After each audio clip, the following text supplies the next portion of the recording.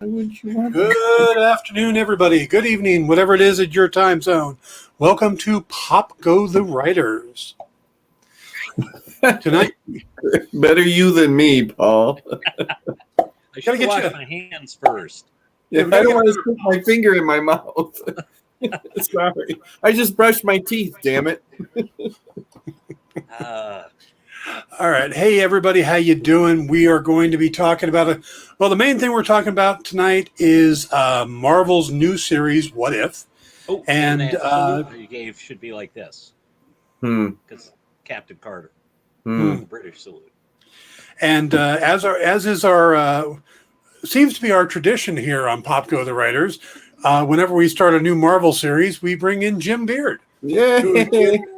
Who has been with us on the first episode of each of the new series. I think I'm honored by that. Let's just go with that. Okay. Now it's tradition. Yeah, so, I look forward to it now. I was like, oh, it's not being excited about a new Marvel show. It's that I get to go on Pop Goes the Writers. So we know you're on vacation, but what have you been working on, Jim? What do you got new? I haven't been working on much of anything because we won't go into it, but I don't have a Amazon KDP account anymore because Amazon terminated it unjustly and unfairly. So I actually have a couple of things in the pipeline that are just kind of sitting there waiting for to see if they'll reinstate my account, and if not, then I'm just moving the whole ball of wax somewhere else. All right. Well, whatever you decide to do, let us know, and we'll make sure everybody out here knows. Thank you. Thank you. And if anybody out there, works for Amazon, please contact me because they won't talk to me. Yeah, they're not the best at communications. They're not at all. The problem is that there's too many different departments, and no one department knows what any other department is doing at all. And they also believe very, very strongly in their computer programs. And if something goes wrong, they just follow protocol and assume that it must be right. And no matter how wrong it is. Faith in the algorithms. Yep. Yes. Mm-hmm. Yeah. I believe it's pronounced algorithm. Okay. This is the first time you've been sitting with your particular background. That's quite the collection you have. Yeah, you know what? I cleaned it today because I cleaned my entire house today, and I thought, oh, you know what? I'll show off the monsters. Very nice. Yeah. Thank you. That's the Monster Squad behind you. Yeah, not the movie, not the movie version, but the TV show, Saturday morning TV show with Fred Grandy. Which, what's funny is I've seen that back in the day, but I've never seen the feature film called Monster Squad. I've been told I should. I think you might enjoy it. I think so too. It's weird that I never saw it originally, and I have no idea, why I didn't. Your setup there reminds me. I used to have a framed poster from Creature of the Black Lagoon, and a few other paraphernalia. I had gone down to a theater in Anaheim, in Orange County, and they were showing it one night with Ben Chapman there. And he signed all this stuff for us. Yeah. And I made kind of a collage of it when I was married, and my wife and I, we both got stuff and we hung it up, and it's sitting at her house. But I can go by and visit it whenever I like. That's good to know. Yeah, that's good to know. Yeah, I thought for sure you were going to tell us it got ruined from water damage. Yeah, right. No, I have an oddly amicable divorce where we still hang out, and she comes over like every other weekend for dinner. So that's good. Yep. Yeah. Whatever works. Mr. Storrie, how are you doing? Do you? I see you have power again. I do have power again, which I was quite happy that I got power soon enough to actually watch Agent, what if Agent or Captain Carter and Paul, you really and missed the Bad out. Batch. You really missed out when he said that. You should have said, "I have the power." What's that from? But you didn't. What's that from? Yeah. Isn't it? It's He-Man, I think. Yeah. Oh. Oh, I've well, heard of that. wait a minute. That's probably a little after your time. Just a tad. Or now with Cody says good evening to everybody. Good evening, Cody. How you doing, Cody? Good to have you here. So, how was free comic book day over at the shop there, Paul? It was excellent. It was the first time around for me running a free comic book day, and although it wasn't great for her, one of the other managers was helping out at our store because hers was without power through no fault of her own. Nor was it act of God. It was act of stupid person in the next Active Panera Bread. Active bread, yeah. I wasn't gonna take any shots at Panera. I Oh. still want to get coffee and soup there sometime. I'll take the shots. I have no problem taking the shots. So, No soup. No soup for you. no soup for me. Oh, wait. Wait for it. No soup for you. From my pal Larry Thomas. No. Oh wait! All I have is my original copy of What If #1. I know that's. I mean, I can't compare to that. Well, it just happened to be, you made the reference, so I had to pull it down. Okay. All right. Yeah. All right. I'm proud to be your straight man. I'll feed you mines any day, Paul Storrie. It's because All right, all Dan does is go mute. and well, he should. Yes, it's a lovely power. He has the power. That's right. That's right. So, welcome to Castle Grayskull. By the power of keyboard. So, did either of you get a chance? Just talk about a little bit if we did. Did either of you get a chance to see Free Guy? I did not. No, I'm still mad at him for Green Lantern, so no, I won't do that. Well, it's the two guys from Green Lantern. It's both Ryan Reynolds and Taika Waititi. Okay. But I got over to see it on Friday, and a non-spoiler quick thought on it is it's surprisingly funny and really got a lot of heart. It's a romantic comedy in the middle of this big action thing. And it really works surprisingly well. And the co-star is the lady who plays the assassin on Killing Eve. Yes, Jodie Comer. Yeah. I saw her do an interview, I think, on Seth Meyers, and I was just like, what? She's great. It's one of the kids from Stranger Things. Which one? The older one, Steve. Oh, okay. Joe Carey, I think it is. Yeah. Yeah. The and guy in the sailor suit. Yes. And Taika Waititi. But there's a lot of cameos and stuff. Channing Tatum has a big role in it. Yeah. And I went to see the other Taika Waititi movie, Suicide Squad. Yeah, I saw that as well. Yeah. We talked about that last week. That was surprisingly good too. Both of them were very good movies. That was the very first DC movie I've seen since Man of Steel. Really? Yes. There's been a couple adequate ones in there. Yeah. I was done after Man of Steel, but I thought very long and hard about Suicide Squad and decided to go see it and enjoyed it. Yeah. Now, did John Cena introduce the movie for you guys? I watched it here at my house on HBO Max, So if he did, that would be really weird. Okay. Yeah, the knock on the door. Whoa, I'm John Cena. No, he did not in the theater that I went to. Maybe I was in the wrong theater. I went to a special preview showing. So and he's doing a brag right now. Wow. I guess. Except and he met the soup guy. I mean, I can't compete with any of this at all. All this name dropping. I was going to say I could bring out my Christina Hendrick signed photo, or as I think of her, Yosaf Bridge. All righty. Well, I never met her. Actually, a friend got it for me.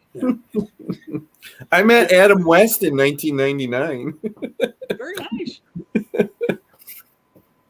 I've done a couple of years ago. Who?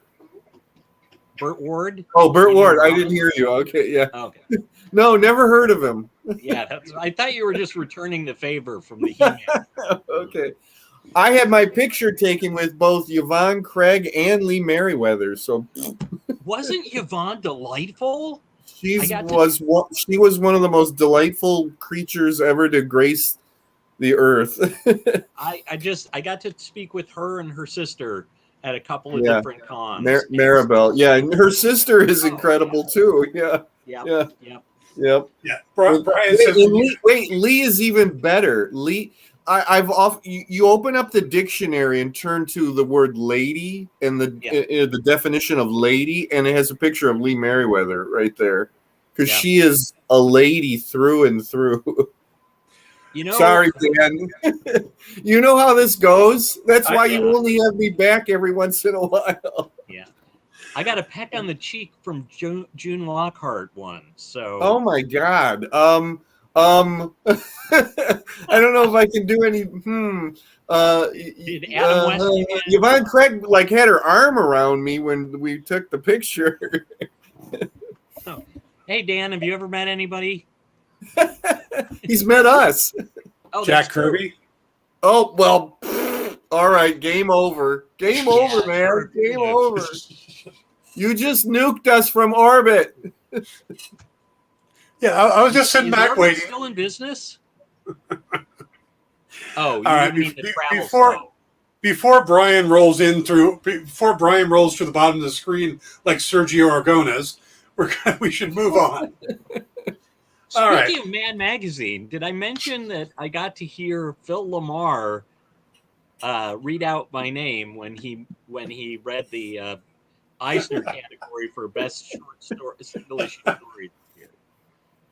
I didn't win, but it was nice to hear my name read by Phil Lamar. You did bring up Mad TV, so yes. I was once at a convention, and it was standing at somebody's table in this tiny little crowd, and the next thing I know, there's somebody right at my shoulder trying to muscle his way in to get up to whoever it was at the table, and the guy at my shoulder was Will Eisner. You've lost control, Dan. I have. I've absolutely lost control. So I'm trying to decide whether I should jump in on this or just move us forward. I think I'm going to move us forward. So, Paul, did you watch the final Bad Batch? Oh, I'm sorry. I was looking for more memorabilia. I met Bela Lugosi Jr. Ooh. I did get to see the last episode of Bad Batch, and all in all, I was really happy with the first season. I know you bailed.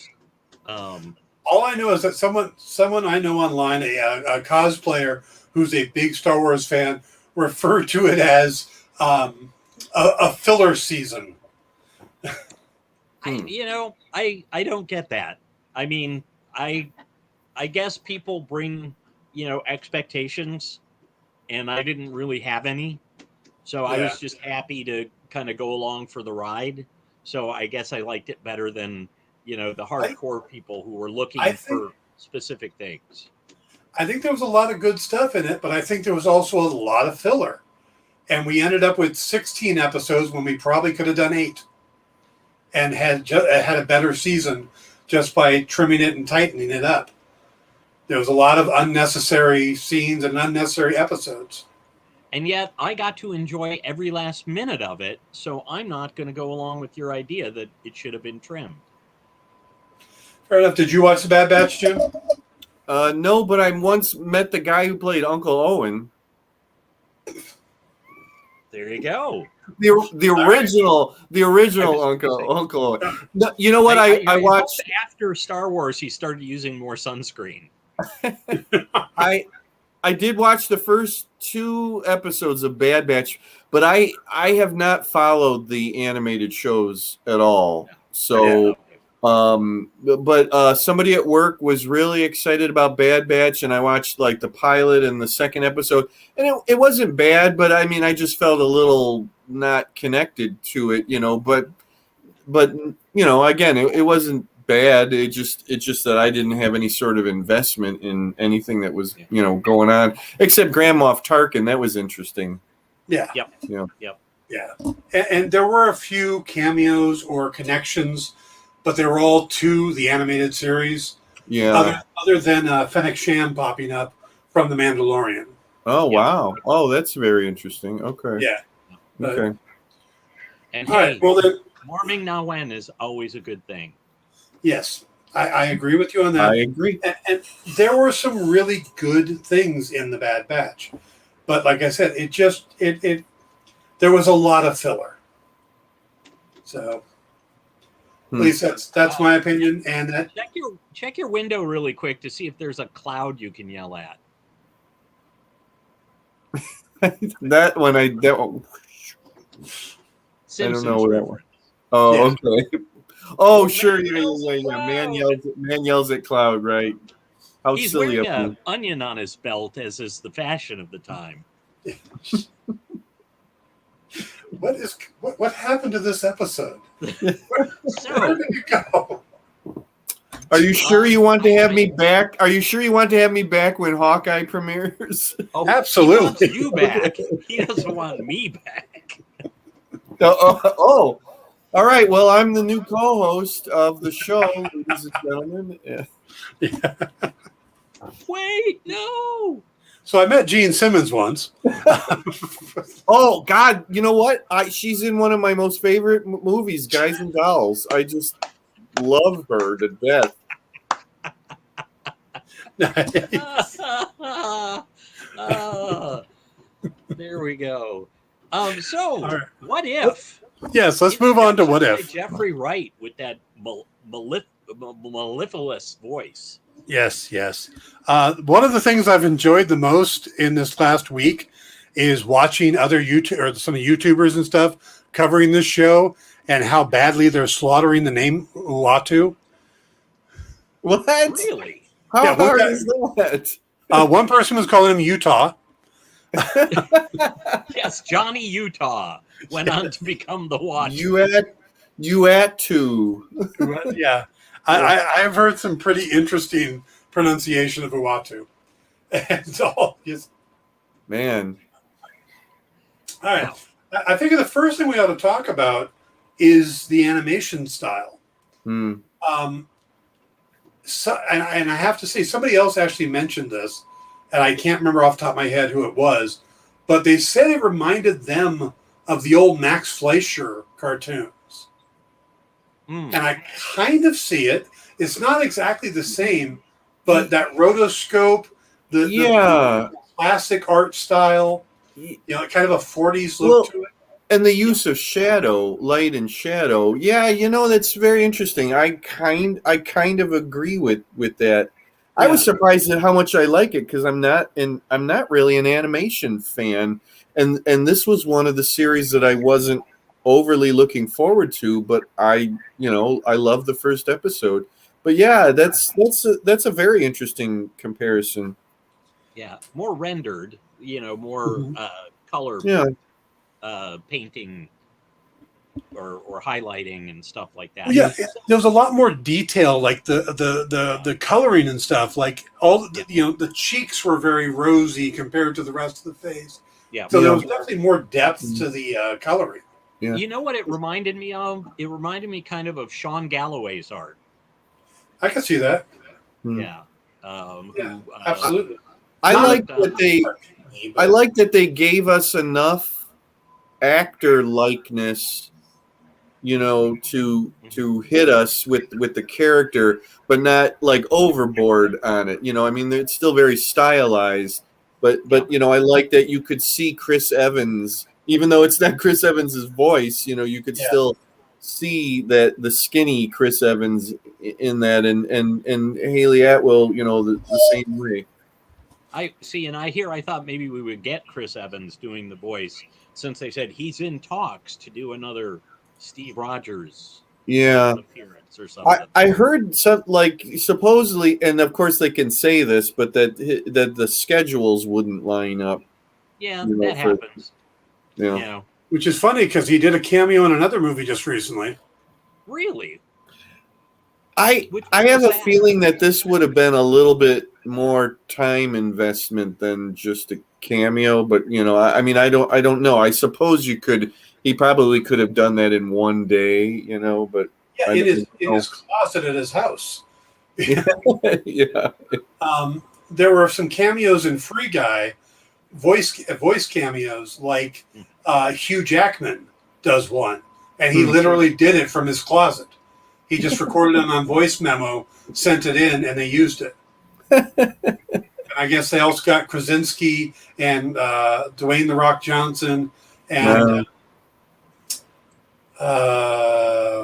female actress. We put up the spoiler. We don't have the spoiler banner going, Dan. You know what? If you don't know that you can't tell. There's some people who actually make appearances, and I'm not saying who they are. Oh, okay. No, I just meant in general, we usually put up the spoiler when we're going to talk about a show. Yeah. Brian made an interesting point on the animation that Bucky looked like a Disney prince. Bucky was very, very stylized. Yeah. Yeah. I'll agree with that. I saw somebody on Twitter criticizing Bucky's part to say that all he had was like stupid one-liners or something and it was very un-Bucky like. Whatever that means. If you watch the first Captain America before he became the Winter Soldier, that's pretty much what he did. I know, it's like I think everybody has forgotten what the character from before he was the Winter Soldier. Yes, that wouldn't be stuff that the Winter Soldier would necessarily be saying, but no, I didn't see any problem in the way that that he was in Captain Carter. Yeah, he was kind of a cocky smartass. Right, exactly right. Yeah, he was Steve Rogers' cocky smartass friend. Yeah, absolutely. With like that whole when Peggy came into the bar and was wearing that red dress, and he's like, "Am I here? Because he kept trying to hit on her, and right, got nowhere at all." Yeah. Right. Cody says that the animation style reminded him of the Telltale game series. They did some Walking Dead games and a few others. They also did a didn't they do the Fables game? There was the Jack the Wolf, the wolf character had a game. I don't know. Not Jack. Yeah, but I could see that as well. I know one thing. If they would use this style of animation to do some DC projects, I would actually watch a DC animated project. But the stuff that passes for animation these days is just, I mean, go please, let's go back to the old Filmation animation. I'd rather have that than what passes for it today. DC just recently changed their art style, and there's they don't have as deep of coloring as this is, but they're using a lot heavier line weights now, or changing line weights to give a lot more depth, and that's in the stuff like Superman, Man of Tomorrow, the new Long Halloween 2-part movie, those and the Justice Society one all have the new art style. Mm-hmm. Yeah.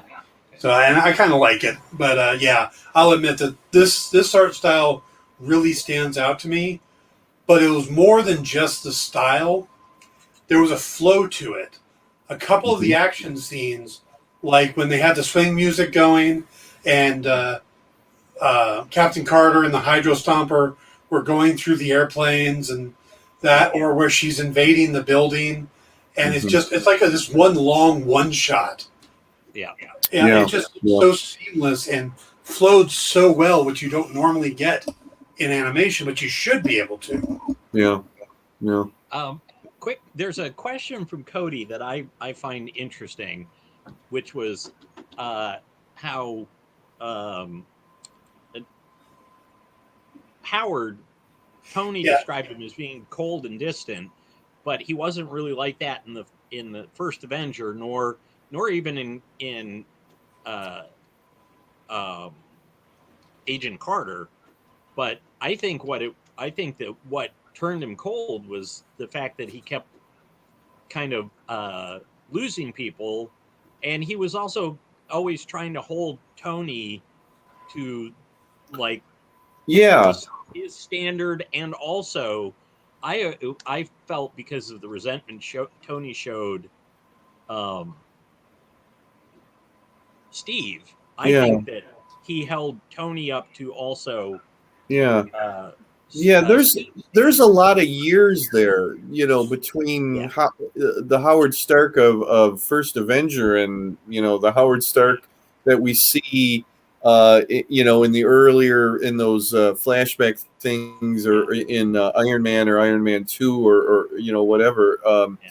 I people can change, and obviously as he got older, things changed, and I think you made some really good points there. And he could have become disillusioned about things too, or that his life wasn't as exciting as it was when he was a young guy. You got to the only thing that was transformation from Dominic Cooper to John Slattery was pretty painful. Yeah. The only criticism I have about Howard's part in Captain Carter is that he's right there in the middle of everything when they were at the Red Skull's base, and he just has his regular clothes on, and he's running around, and it's like, I mean, he doesn't even bother to put any kind of like a flak jacket on or anything whatsoever. And I don't know. I thought that was a little strange, or that they at least should have made some mention, that Peggy could have said, like, Howard, will you please put something on more than just your regular clothes? He didn't even take a suit jacket. Like he should have even been in the middle of any of that, whatsoever. But that's a minor quibble that I had with the whole thing. It would have ruined the lines of his clothes. Yeah, right. I want to tackle Cody's thought too, because of it. You guys follow me on Facebook, so you probably saw my post on Friday. But when someone becomes a parent, a lot of their previous life gets kind of put aside and put to the past, and they take a different role.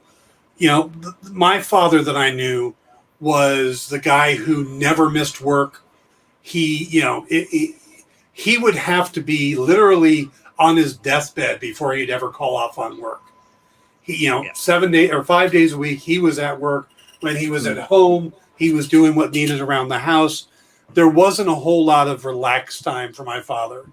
Mm-hmm. Yet I've gone and talked to his brothers and stuff, and I learned more about him growing up and some of the weird things, or some of the things he did. And never did I ever get those stories or see that from my dad. I would find that out later on. And the example for this was on Friday. My father passed back in October. And I knew that at one point when he was young, he was a bartender in Florida in the late 50s, like 57, 58, 59. And he actually worked at a club where Lenny Bruce was the headliner. Oh, I remember this story. Yeah, and basically his job was, when Mrs. Bruce showed up at the front door, to run up the back stairs and get Bruce's girlfriend out before she got up there. That's how the story was told to me. But on Friday, I'm driving with my mom down to a doctor's appointment, and the radio's on, and I've got satellite radio, so it tells you the name of the band and the song, and it says Weezer, Buddy Holly. And my mom sees that, she goes, "Yeah, your dad was friends with Buddy Holly." I'm like, "Excuse me?" Well, Well, yeah. When he was a bartender in Florida, Buddy Holly would come in to see Lenny Bruce and stuff like that, and he was in there enough times that your dad and him became friendly.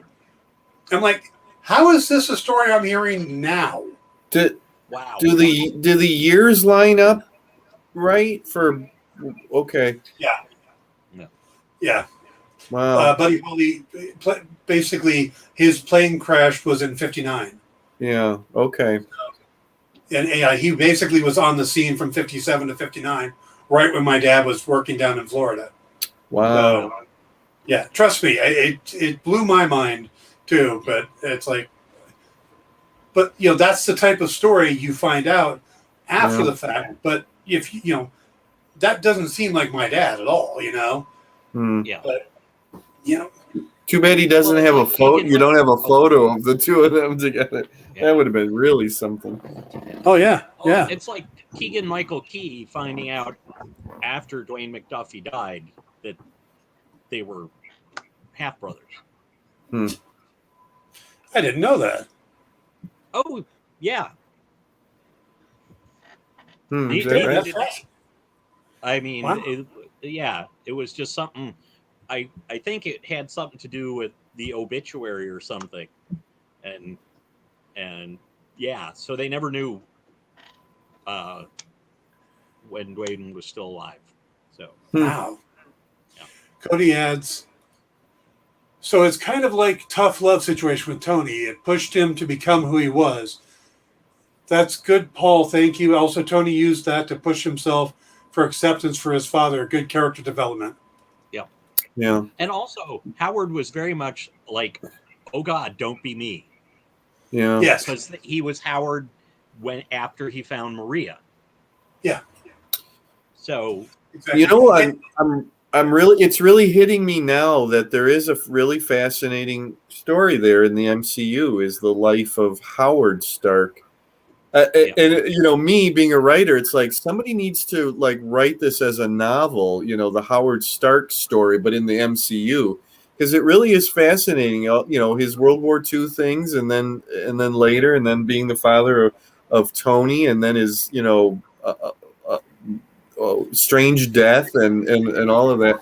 Yeah, now I'm starting to really see the through line, with all the Howard Stark. Well, Appearance. And it makes a lot of sense that he would build the Hydra Stomper because he didn't get access to I always want to call it the Cosmic Cube, but Right. the Tesseract. You can do that. You're among friends. He didn't get access to the Tesseract in our timeline until after the war. right. So that's when he started looking at it as a power source and using it to build the arc reactor. But during the war, when he's trying to stop the Nazis and Hydra, him putting it in a battle suit makes perfect sense because of what his priorities were at that time. Yeah. So, because I heard a lot of people going, well, how would he have built a battle suit? I think he had, I think they both had the technology to do that. Sure. Yeah. Sure. And in a way, it's kind of, He had no way to power it. right. And having the cube made the difference. What do you think about the whole silly controversy, in my opinion, about that Peggy doesn't get an actual code name, that she should have been Captain Britain? It doesn't hold any water as far as I'm concerned, because there's reasons in First Avenger why Steve is Captain America, and that just doesn't exist in What If. Yeah. For Peggy. Well, they dubbed him Captain America for the USO show. Right. Yeah, it's exactly that. Yeah. Where they talked about putting her in the US show and actually built a costume or started a costume. They never did it. So making her Captain Britain wouldn't make a lot of sense unless they had actually done that. Right, exactly. And they want to blow that name on a What If segment. Well, because the trademark issues and whatnot. Yeah, I wondered about that, because Captain Britain came out of the UK arm of the of Marvel Comics, but I mean it's a what if. I mean, I've heard that before, like, oh, they want to save that name for, a real Captain Britain, but it's like, it doesn't matter. It's a what if story anyways. They could have, used the name, but I'm kind of glad that they didn't, because again, it wouldn't have made sense in that setup. Yeah. I think also they were going for the parallel. She was Agent Carter, so they just, slapped Captain, became Captain. She became Captain Carter rather than trying to come up with the whole thing. It might have been like this much forced that she wanted to become a captain. Maybe just for the alliteration, of all things, like captain sounds good, or like, well, why not lieutenant or Colonel Carter, Colonel Carter, Corporal Carter. No, it's got to be captain. Although being a Stargate SG-1 fan, every time I hear Captain Carter, I think of Amanda Tapping. Our friend Andrew agrees on the USO tour Captain America name. Yeah. Well, good. Tell everybody else that, and tell them to shut up, because it's a stupid argument. Yes. All right. Most internet arguments are. Yeah, it's about as stupid as the one that people felt cheated because she didn't bust out of her little tank top thing when she got augmented. Yeah. Oh gosh, I actually like the fact that she grew, that she was taller, because I like that part of the super soldier serum and the whole thing in Falcon and Winter Soldier. I know, Paul, it was a perfect series. I just would have preferred if there was some physical augmentation other than adding the strength. Right. Although, again, the guy did explain in the laboratory that his formula was better than Erskine's formula because it didn't make him into some big muscle-bound clod. I know, but I'm used to John Walker actually being bigger and buffer than Steve Rogers. Yes. Well, of course, Walker was always a bigger, buffer guy. Yeah. I mean, talk about somebody that might have been played by the wrestler guy, John Cena. I mean, John Walker was that size. Yeah. Although he was not as tall as I thought he would be. I got to tell you, after watching Suicide Squad, had they cast John Cena as John Walker, that might actually have worked. Yeah, I was just going to ask you both if you would have liked it. What if he would have played John Walker? Yeah. Don't get me wrong. Wyatt Russell was brilliant. I thought he did a great job. But I could see Cena taken a little more serious as an actor. Well, we're going to get a Peacemaker TV series, so you can just looking forward to that, block out the Peacemaker name and imagine that he's U.S. agent. Same deal, right? Yeah, they're pretty close. Yeah, really. I mean, except U.S. agent doesn't have a toilet bowl on his head. Hey, that's a beacon of what is it? Truth. Yeah. Beacon of freedom. Beacon of freedom. Yeah, that's what it is. Yeah. It's just little thing. Okay. A quick aside, the one of the beauties of Suicide Squad is that they do not belabor any explanation of any character in that movie. It's just sometimes you don't even get very much at all, and it's like we don't need to. It's just like, yeah, he's believed to be some kind of shark god, but whatever, and you just move on. It's a space virus. Why the hell Peacemaker's wearing that? Why did he even have a costume? Why is he wearing that weird helmet kind of a thing? It doesn't matter. Mention it, move along. Yep. Yeah. Okay, let's talk. Cody, I'm going to get back to that. We're going to get to the plot, but I want to talk about the voice actors. I'm trying to have believe it or not, with how off the rails this show has been so far, I am trying to move things along in a certain structure. Yes, so, you are. It's the structure of a train wreck. Yes. A beautiful train wreck that you can't look away from.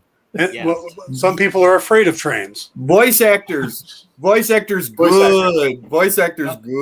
I thought it was interesting Bucky's who great. came back and who didn't. Yeah, I totally no. agree with that. I mean, there was some kind of deep dives there that they didn't have to do, right? Yeah, well, like they killed off Colonel Phillips like that because Tommy Lee Jones wasn't coming in to Right. voice the character. But it's nice that he was drawn like Tommy Lee Jones. Yeah. Yeah.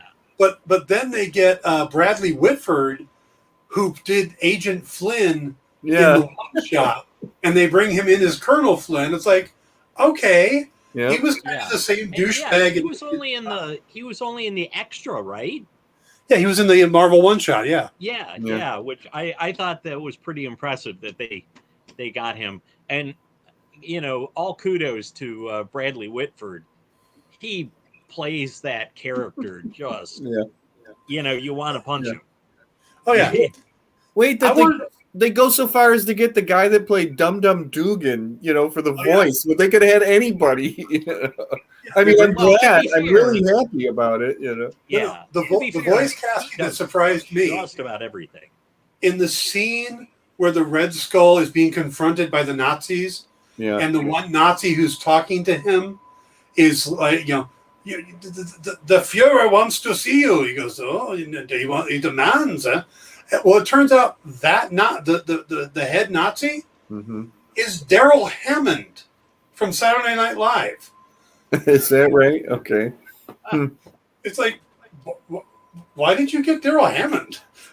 What's the name of the guy that does Red Skull now? Ross Marquand. Okay. I noticed that he went stronger towards the Hugo Weaving version this time. Paul, yes. Paul, Yeah. yes. That's exactly what I was going to say. Oh, He sorry. was more Hugo Weaving than ever before. In fact, for a split second, I thought maybe somehow they coaxed Hugo Weaving back. My God, he's more Hugo Weaving than Hugo Weaving is. Hugo Yes. Weaving should be like getting his lawyer on the phone. They stole my voice. Yeah. And I think they really tried. I think he tried to avoid, like, he wanted to sound like him, but not too much like him in Endgame. Right. Yep. No, it wasn't Infinity. He was in both. But I think he was trying to be close, but not exact. Yeah. And this time, because it was in that time period, maybe. Yeah. He let himself do it. But yeah, I did find it interesting that when the Red Skull is his human-looking self, that it does not look very much like Hugo Weaving at all. But the moment he's the Red Skull, it's like it's exactly Hugo Weaving with makeup on. But yeah, I wondered if they had to stay away from a Hugo Weaving likeness. Yeah, it's possible. Yeah. Hugo Weaving, the Red Skull in the human form, and Dr. Erskine didn't really look like Dr. Erskine. No. Yeah. not really. And yet Did he Stanley have longer Tucci, hair even? yeah, Yeah. and yet Stanley Tucci did the voice. Yeah, Yep. Yeah. And then Artistic choices. yeah, and then the bomber, I can't remember the actor's name, but he's a big actor, and he didn't look like him at all either. Oh, come on. He was He was the in the Hobbit he was movie. the guy of Gisborne in the Yes. Robin Hood TV series. Richard. Yes. Oh man, that's gonna drive me nuts. Oh, he played Sherlock Holmes, right? Sir Guy of Gisborne. Yeah, Basil Rathbone.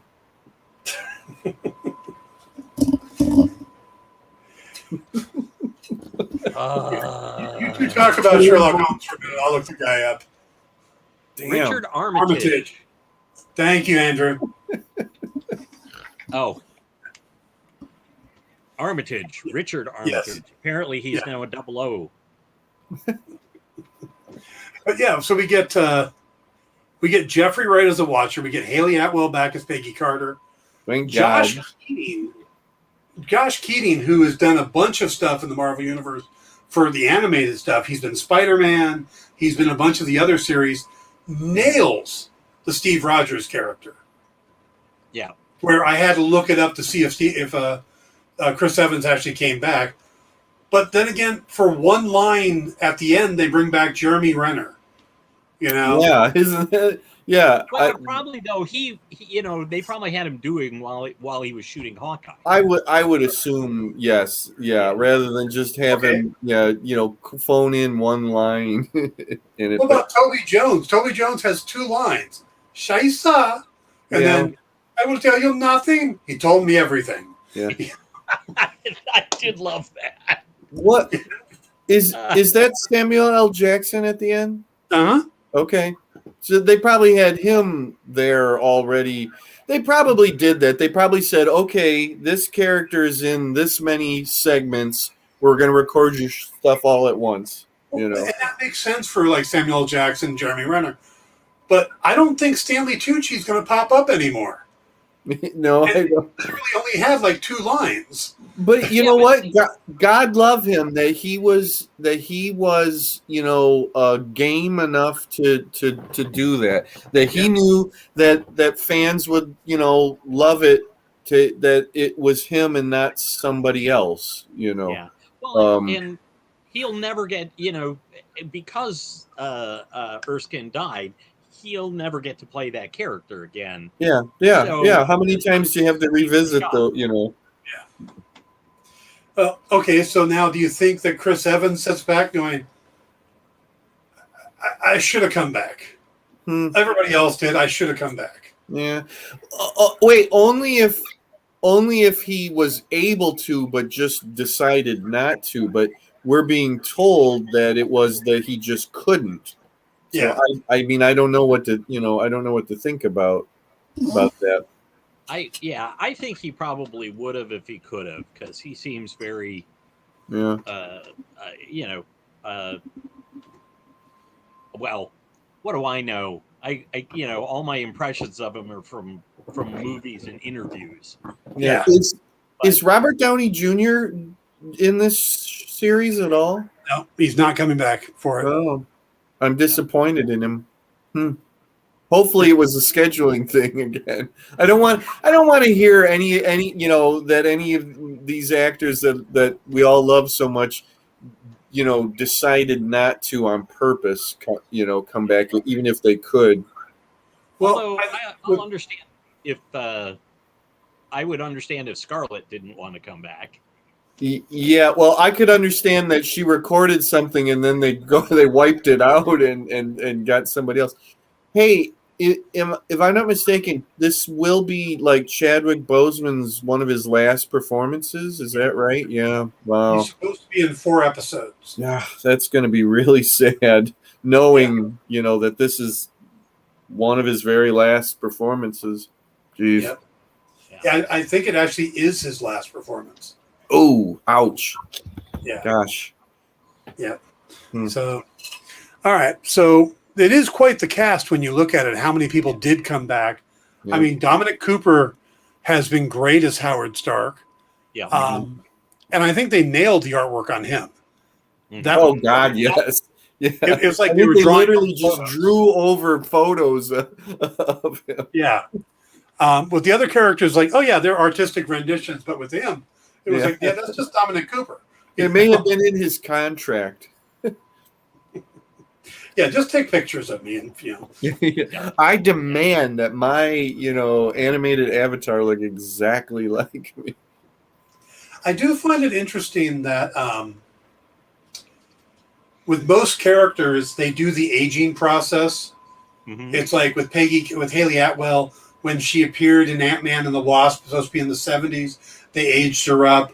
When she appeared in the Civil War and stuff like that, they aged her up. Mm-hmm. With Howard Stark, because they cast 2 different people, they've stuck with that. Yeah. Where everybody else Flattery was there first. Yeah. Yeah. Yeah. But they didn't suddenly, when he appeared in Endgame, they went back to him instead of just aging up Dominic Cooper. Yeah, I mean the precedent was set there, Yeah, Yeah, that's interesting. But I don't think anybody wants anybody else as Peggy Carter than Haley Atwell. No matter how she looks or how they have her made up, there would be rioting in the streets if they had Haley replaced her. Atwell is dreamy and exceedingly talented. Mm-hmm. Yes. Yeah. But Now, Here I'm sitting here thinking, is there any possible way that she could ever be Peggy Carter ever again? Like, Marvel, find some way to, we don't want to let go of that character at all. there is a rumor Yeah. that some of the characters that we meet in the What If series will go into the live action, making appearances in the Doctor Strange movie. Yeah. Dan, I think it was you had watched What If before I did, and I saw your little blurb, and I think it was you who said that, there's definitely some something here that will continue or whatever. And as I was watching it, I kept thinking about that, like, well, what is here? And I'm assuming you mean the very end. Yeah. Yeah. Okay. Well, that, and also, I think the creature that they summon is I always get this name wrong. Shumagorath. I think it's Shumagorath, and that's supposed to be the big bad in Doctor Strange. Okay. So I think what we're getting here is kind of background set up for Multiverse of Madness. Yeah. Right, because we haven't had a Disney Plus Marvel series that didn't have tentacles, if you will, that went out into something else. Right. So why would What If be any different? I see what you did there. Yeah, you the man, Paul Star. You the man.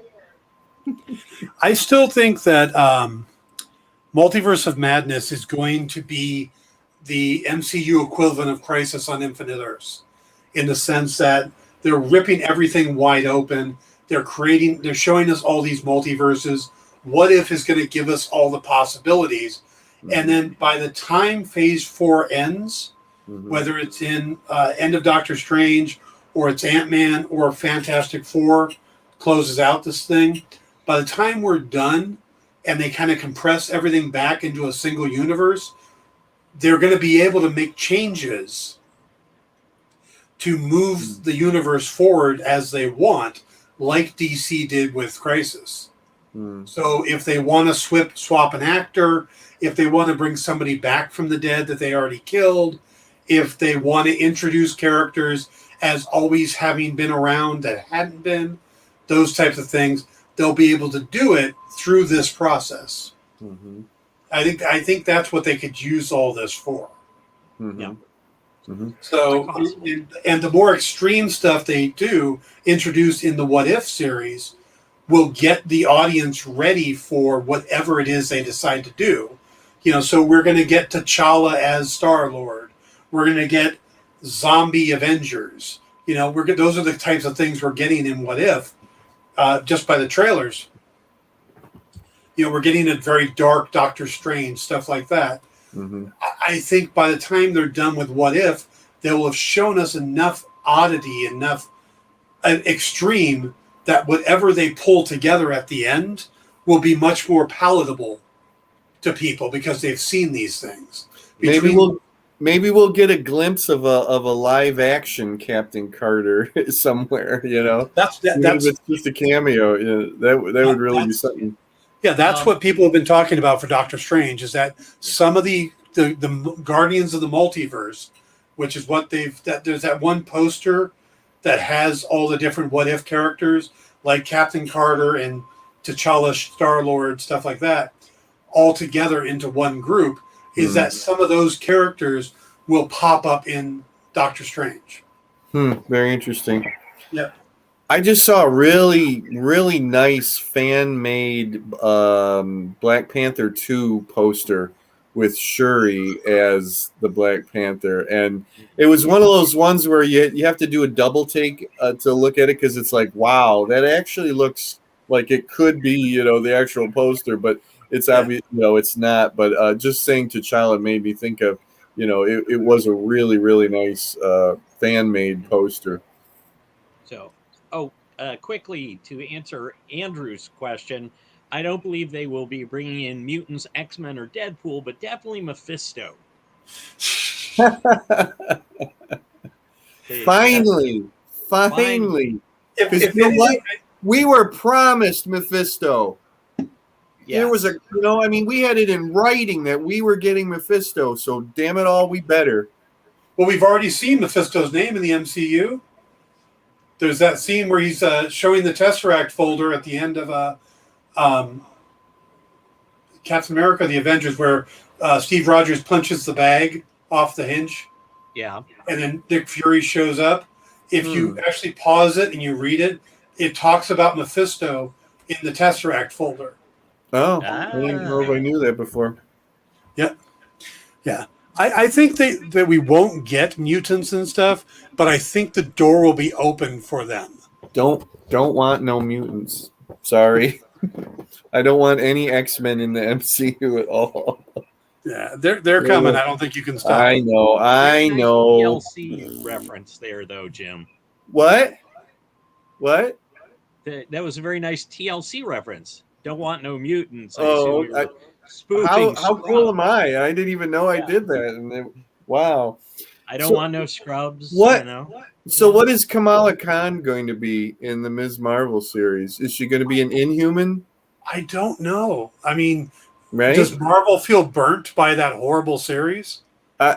Will they just pretend because they're pretending Agents of S.H.I.E.L.D. didn't exist, and they did a whole Inhuman thing. Yeah, and supposedly they won't even acknowledge the Agent Carter series. Yeah.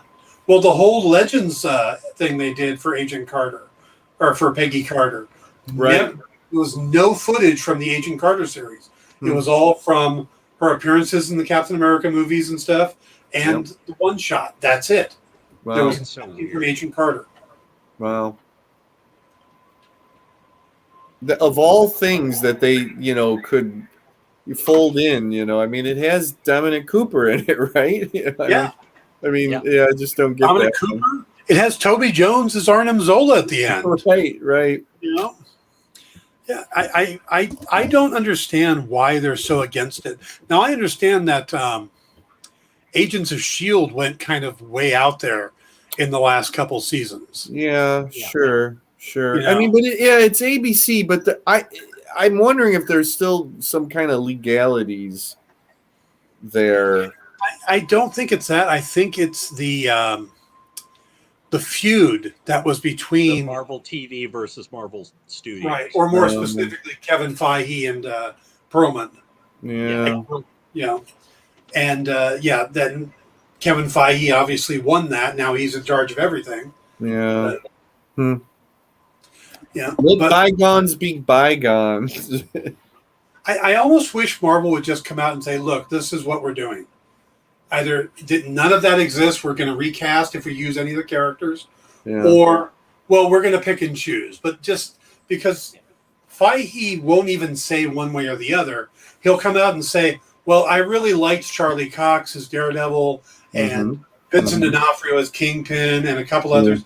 But, he hasn't said anything nice about Iron Fist or Luke Cage.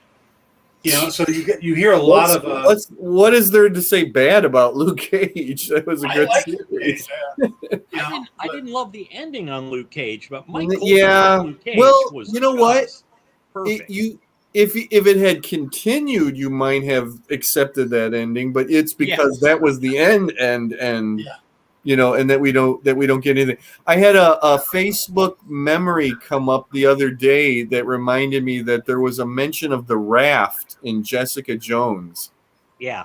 And just those again, those connections, that connective tissue was sometimes it was cool, and then the event. How Marvel Television was great at making all that stuff connect. You had Misty Knight on the Luke Cage series is referenced in the Cloak and Dagger series. As the cop in Cloak and Dagger used to work with Misty Knight up in New York.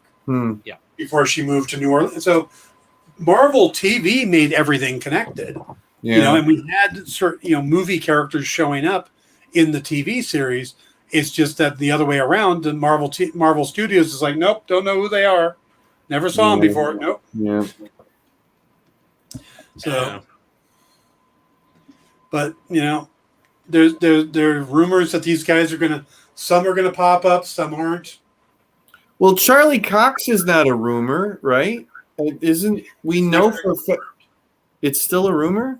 Yep. Oh, I thought people had seen him on the set or There's been I believe there was scenes of him around, but then there was also photos which was supposed to be Kristen Dunst and Deborah Wool near where they were doing the reshoots for Spider-Man. But then later on it came out that it wasn't Deborah Wool, it was Kristen Dunst's best friend, and they showed her with and without the mask, and it's like, oh yeah, she looks a lot like Deborah Wool, but it's not Deborah Wool. Okay. So there is no actual confirmation of that. Okay. But, and I'm wondering how many of these movies are actually going to come out on time, and how many are going to get pushed. Yeah. You know, don't say that. Don't say. Venom's already been pushed back. So, all right, let's talk about the story itself. In what? Oh, what if? Oh, yeah. I thought they chose an interesting moment to have the switch, because it isn't just that Peggy Carter says, "No, I'll stay here," but when she does, everybody stays there. Therefore, the bomber stayed or the saboteur stays in the room and launches it early. Right. Yeah. Cuts off the bomb early. So had Peggy went, no, I'll go upstairs, Steve would still been Captain America. Yeah. So what do you guys think? And the fact that she was the one that spotted, which I think she did in the first Avenger as well. I think that's right. Although she was able to be more active. In this case, she was moving to stop it, and then I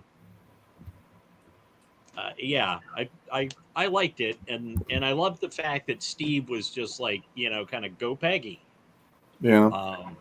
I like that. I like that there was a part for Steve in the entire story and I like that she was still attracted to him, even though he was a 98-pound weakling. That he still was the same guy inside, and that was really nice because it gave hope, for guys like me, 98-pound weaklings, that we could get somebody like Haley Atwell. Well, it just shows that just the hero's spirit is not the body; it's inside of you. Yeah, sure. And that they kept the whole dance thing. Yes. I really appreciated that motif was still through the whole thing, and that I loved. Yeah, I like that they kept the beats of the movie. They kind of rearranged some of them. Yeah. When things happened, but I thought the overall beats were still excellent and allowed them to shortcut, because it didn't feel like it was just a half hour. Yeah, it felt like a longer episode. I just saw a criticism from somebody today that they didn't like it at all because all it did was it was the first Avenger movie, that nothing was really change, or all the plot points are still there or whatever, and I thought, no. Like, well, plus, no, like that's it's silly to say that. But that was the way the series worked. The comic book series worked. Exactly. Little changes made the same events, and then it was worked out differently because of the thing. Hey, now I would really like to know if in First Avenger, if the Red Skull would have thought of bringing in an extra dimensional monster, like this Red Skull did. One might think that was in the back of his mind, to do that. Well, I think go Dan. He didn't do that because he didn't have Arnim Zola. So he had the scientist who looked at it as an energy source. Without that scientist, he went for more mystical stuff. Right. Well, and also, he didn't have the cube as long because he got the cube and Right. shield or the scientific strategic reserve. Yeah. Strategic scientific reserve (SSR) was already kicking their butts. Yeah. Right. Because he didn't have the hydro weapons. Right. Because they had the cosmic cube. So when he got it, he was like, what's the quickest way to deal with this? Yeah. He didn't have time to let's develop a bunch of armaments and stuff. And may I just say that I really love the replacement shot of Peggy coming in shooting, in the exact same setup as Steve shooting. Yep. I don't know why. I think my heart leapt a little bit in my chest, to see that shot in there. I was all for repeating stuff from the original movie if we got shots like that. I love that shot, but when she picked up a sword, that just seemed right. Yeah. Yes. Well, shield and sword. Yeah. You know why? Because she's suddenly Wonder Woman at that point, right? Yeah. Yeah, in a sense. Yeah. She's become who's the British heroine? There's a British Britannia.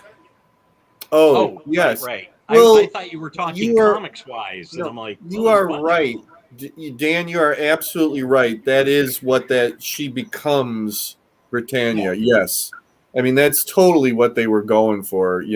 I have no doubt whatsoever that she becomes the embodiment of that. The representation of Britain. Yeah, and they speculate. I don't know if it was established, but supposedly the sword was Excalibur. Oh, yeah. I didn't see it, but I know of some people because the connection to Captain Britain. If she was Captain Britain does get Excalibur for a while. Right. Yeah. Yeah. But They didn't. She just pulls it off the wall.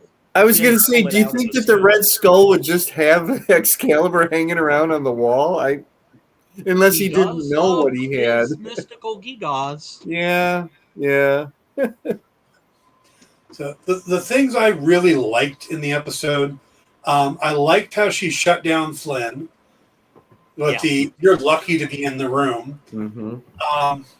I love the little montage scene with the swing music and them jumping from plane to plane.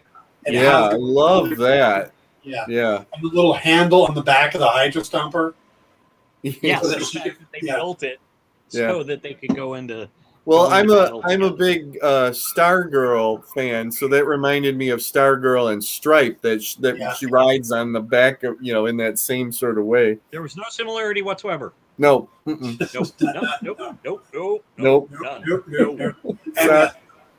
It's just me. I was the only one who saw that connection. Yes. But for the people complaining that the beats were different, they got very different at the end when there was a portal open. First thing, I didn't think the Space Stone had the ability to open up dimensional portals.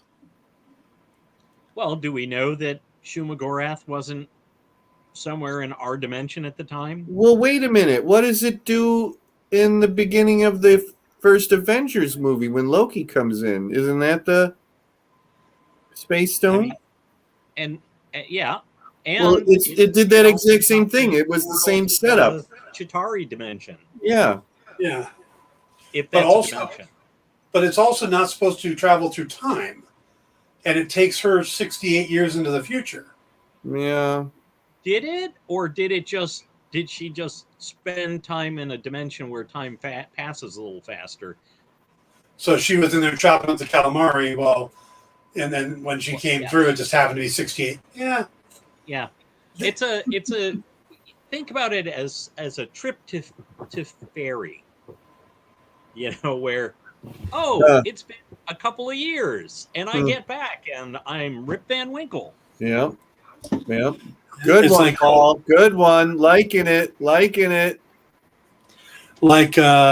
Ant-Man in the quantum realm, Mhm. gone for a couple hours, and it turns Mhm. out to be 5 years. Yeah, Mhm. yeah. Oh, that's cool. Andrew mentions the uh, Hasbro figure Captain Carter can ride on the Hydra Stomp. Oh, the Ducks figure, nice. That is nice. And I just saw that they're doing a Funko Pop figure of her riding on the back of it too.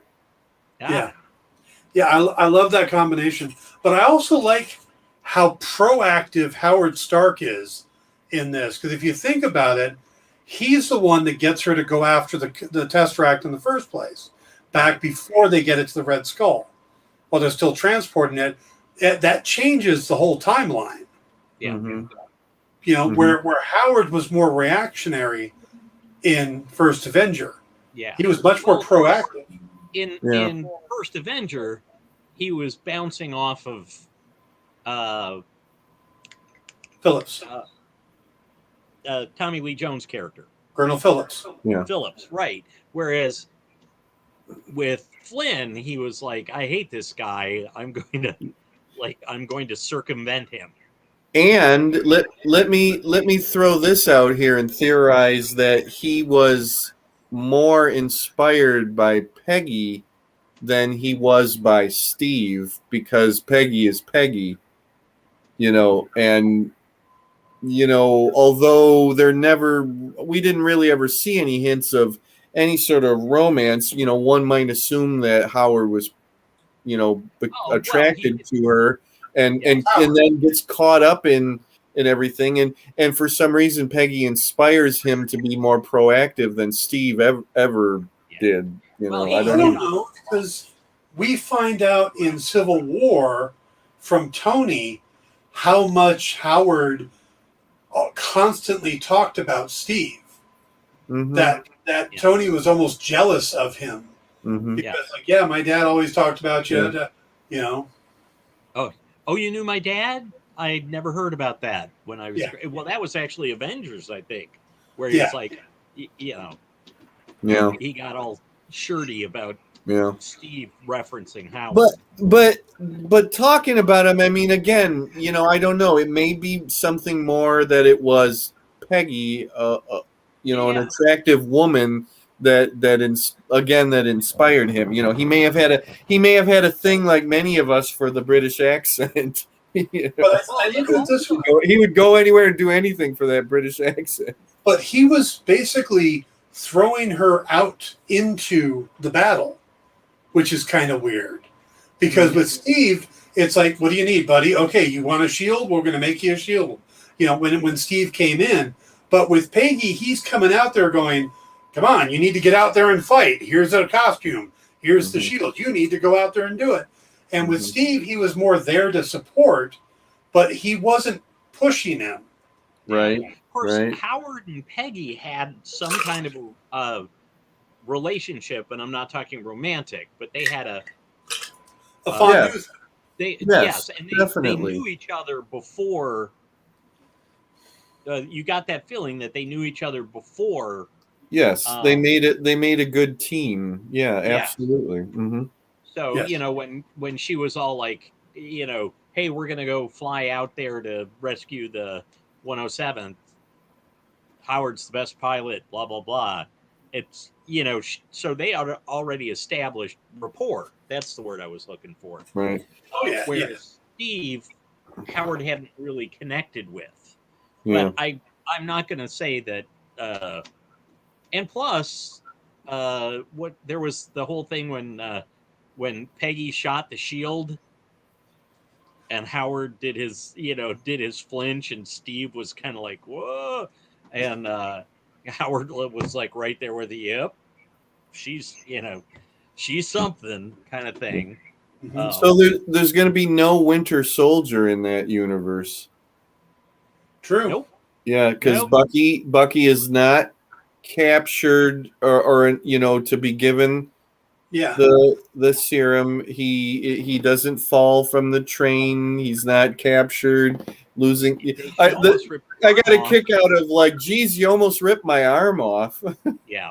That was a fun line. They did what if Captain America and Bucky never went in the ice? Mhm. What if issue, and Bucky actually went on to help found Shield, Hmm. and I could see him fulfilling the Marvel Comics Nick Fury role, Mm-hmm. because Yeah. he kind of did Mm-hmm. that in First Avenger.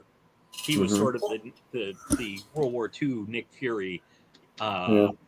working with the Howling There's Commandos. So There's some actually interesting things that could happen if they would want to try to continue that particular universe, after Peggy disappears or, whatever. yeah, yeah. That there's right. I mean, there's some, they could revisit that universe and Yep. follow Bucky for that matter. What if Bucky had become the head of Shield, or founded Shield or whatever? All right. I've got one question Dan, though for you guys. Something go that ahead. I Huh? haven't something I haven't figured out yet. In Captain America: The First Avenger, Bucky is when they're captured in the beginning, and Bucky is in a room by himself, and Steve goes and finds him. Right. Is that when he gets the serum, or is it later after he falls off the train? No, it's before that because he's no. As far as I can tell, he's been already given the serum at that point. Falling off the train, or because that saves him, I think, from falling, down into that thing. Is that he's already like that? Yeah, because he's very different when after Steve rescues him. He's really like he's got that real dark makeup around his eyes, and he's kind of drawn and everything. No, there's something really odd, implication is about that him at that yeah, point. No, he's already been given it, and I think we're supposed to believe that that's what saves him from the yeah. fall. Or So at the very least, he's had some form of Yes, uh, he, of he's been experimentation experimented done on. by Zola. Yeah, okay. Um, So does that well, that mean that doesn't happen Zola? in Captain Carter. Okay, but does that no, mean that Zola in the main MCU timeline successfully made a super soldier serum? And is Bucky really the only person he tried it out on? I guess. well, keep in mind that he did get captured by the Americans. I know, but so Bucky was the first person he tried it on? As far as He's got we a know, whole, Or he's the got a first whole person it took. camp full of detainees. Mhm. It just seems kind of weird that the one he plucks out is Steve's best friend. Well, it's Well, either coincidence or there was other factors involved that he saw, in Bucky. I don't know if maybe it was the right blood type or, but then he doesn't get a chance to do that to anybody else because Steve comes in and rescues them. yeah, Unless it's and Zola. Unless it's Go ahead. Zola. I'm tap dancing as fast as I can. Unless it's Zola, who it's his formula that is given to Falcon and Winter Soldier, Isaiah Bradley. Oh, certainly because he's working. Yeah, because the timeline fits then. mm-hmm. Because Isaiah's for the Korean War, so it's a few years after. Right. Yep. I I think that sounds reasonable. There's a plethora of Zola-based stories that they haven't done yet. That I think that it's did he create Arnim Zola, the TV series? There you go. Oh yeah. There's the one where the one story where he's able to turn people to stone. I just want to see. I want to see an Arnim Zola with a robot body and his face is, in his chest. Yeah. I Yeah, still but want to see that. they have the drawing on the table in the room. Right. Yeah. I know. Right. I can't believe no one got my cheese joke about Do it Gorgonzola. again. Oh. Okay. Well. All Moving right. on. Wow. So, Paul. We'll just leave Paul muted for a while. That was very cheesy, Paul. Yes. You're a monster. Damn it all, I can't think of anything off the top of my head. Something with Swiss. Something with Swiss. Come on. It's Swiss cheese. Apparently it was done by Zola in 1943 in order to both test the serum and up the strength of the weak slave labor. Okay. I could see it. Yeah, there is talk about Red Skull wanting them to work harder. Mm-hmm. So, But they will die. that's the show I want. Just Zola and Red Skull, like living together. Yeah. Just them having conversations. A buddy film. Yeah. Yes. Like an odd version of the Odd Couple. You know? So, but by the way, as we learned in The Winter Soldier, actually, I am Swiss. That's right.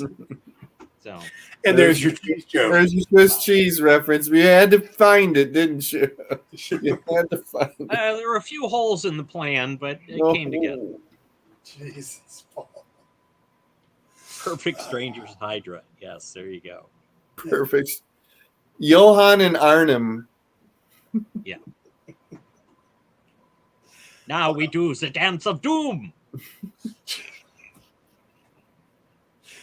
Oh, we are so off the rails. So I don't even know where the rails are at this point. Just think you get to go a whole nother, however long until Hawkeye comes out, until you have to have my influence on this show again. Jim, he's pulling us off focus. there you go. Damn it, Jim, we're a podcast, not. I'm sorry. I've often been told I'm a disruptive influence on everything. But we right. love it anyway. Okay, wait, we have a question. We need a question. Do you think the vials of blood they took from Peggy will be a factor? It's possible because since they did move her to the future and we're going to get an Avengers type episode, I think episode 3 is going to center around Loki coming to Earth, and it might be the same universe. So we might see different super soldiers. Or maybe that the blood in the vials will have something to do with the zombie apocalypse. Maybe they figure out how they try to use her blood, and in it they end up creating these things that can't die. Uh-oh. Do you foresee Uatu actually taking a part in the story at some point? I think by the end of the series, we're going to get where he's going to have to bring together some of these heroes. Because they're already making, references to all I do is watch. I do not get involved at all, whatever. And it's like, you don't say that unless you're going to break their, break Yes. That was what they did in the very first appearance of the Watcher. Sure, right. I And just pretty watched. much every appearance of the Watcher, he's constantly breaking the rule. It's classic Chekhov's mantra, Yeah. I must never interfere. Yeah. Yeah. It's like the Prime Directive in Star Trek. They only created it so they could break it. Right. I was surprised that they didn't really show him in the first episode, really show him. He's kind of silly looking. Oh, well, but you can make him kind of weird silly though, right? I get what you're saying. Big head, big bald head, right? Yeah, although he did not look as weird in his first appearance because he was stockier. The head was not. He looked less like a Funko Pop, and it was later that they kind of slimmed down his build and emphasized the head. What movie is it? What is it? Guardians 2? Yep. Yeah, okay. That's. Yeah. I'm trying to remember. It's been a while. Yeah. Brian has another good question. How much will the Red Skull's death affect the Soul Stone story? I think we have to keep in mind that we don't know how much we're going to stay with this universe, or if we're going to jump to others and then pull them all together. But I think. But it's still fun to speculate. Yeah. Yeah. He's really only a bit player when it comes to the Soul Stones at that point. So they could find someone else to be, the caretaker of the Soul Stones. One assumes that there has to be a guardian, and the universe will pull from somewhere. Yeah. I mean, that could be a really good sequel in it too. Is an established MCU character becomes the new guardian of the Soul Stone. Somebody else who got sucked into the void or whatever. Yeah, it's fun. Very fun to speculate on that one. Maybe it'll be Peter Quill, since he's not going to become Star-Lord. Yeah. Yep. Who? Come on, man. Star-Lord. Legendary outlaw. No, it's going to be Gamora. Yeah. There you go. I love that flying turtle. Gamora.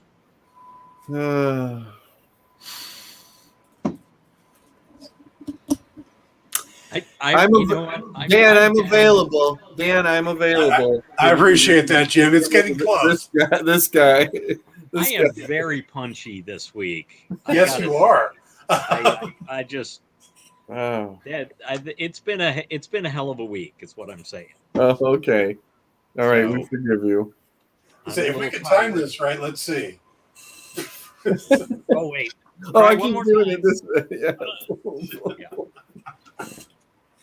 All right, guys. See, that's what I should have done. Okay, guys, let's go ahead and start wrapping this up. Jim, where can folks find you? Like dead fish. Where? What? Where can folks find you, Jim? Well, I'm right here at home right now. Oh, yes. Oh. Where can folks find you online, Jim? Oh, because I don't think you want them showing up at your house. Go to Amazon, and as much as I hate Amazon now, I still have an author's page there. You can find me on my Amazon author page. You can find me on Facebook at The Beard, the Jim Beard fan page, and you can find me on Twitter at writer Jim Beard. Paul, I'd like you to show what you've done to our guests, our audience now. No more cheese jokes. I can bear it.